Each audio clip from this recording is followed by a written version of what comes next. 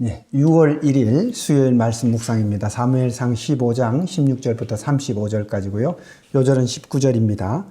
어찌하여 왕이 여호와의 목소리를 청종하지 아니하고 탈취하기만 급하여 여호와께서 악하게 여기시는 일을 행하였나이까. 아멘. 사무엘이 사울을 책망하는 그런 내용들입니다. 사무엘이 사울에게 책망을 합니다. 여호와께서 내게 이르신 것을 왕에게 말하리이다. 이제 하나님의 말을 사무엘이 이제 사울에게 전하는 겁니다. 왕이 스스로 작게 여길 때에 하나님께서 왕에게 기름을 부어 이스라엘의 왕으로 삼으셨습니다.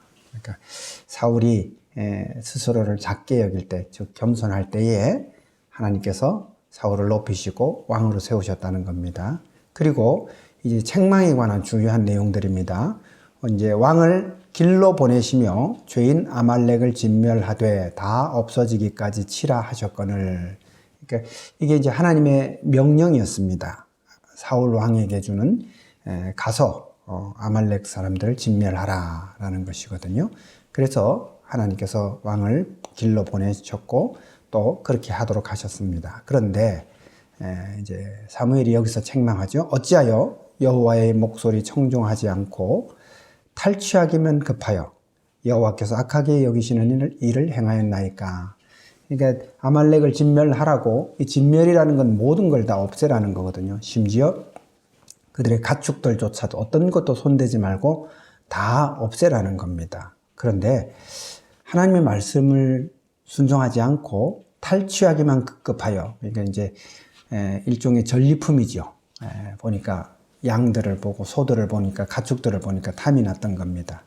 그래서 여호와께서 악하시는 일을 행하였나이까 라고 책망을 받게 되는 거죠.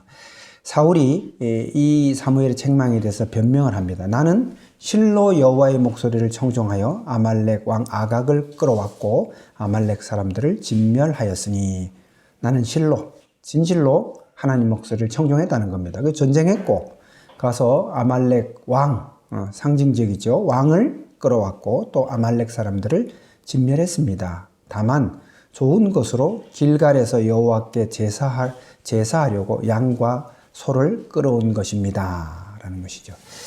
이게 변명이죠, 사실은. 어떻게 보면 거짓말입니다. 자신의 탐욕을 숨기려고 하는 것이죠.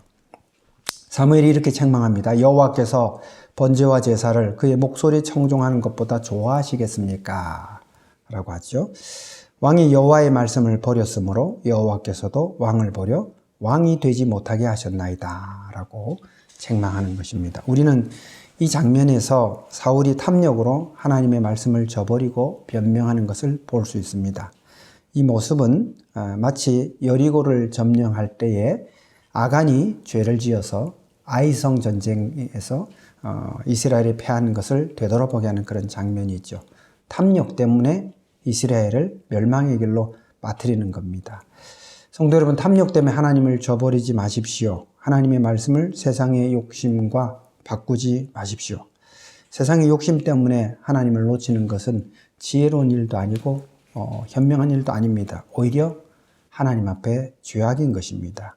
하나님을 놓치지 않는다면 하나님께서 여러분을 안전하게 지켜주실 것이고, 하나님을 놓치지 않으면 하나님께서 여러분의 삶을 풍족하게 하실 것입니다. 하나님 굳게 붙들고 나아가시기 바랍니다. 감사합니다.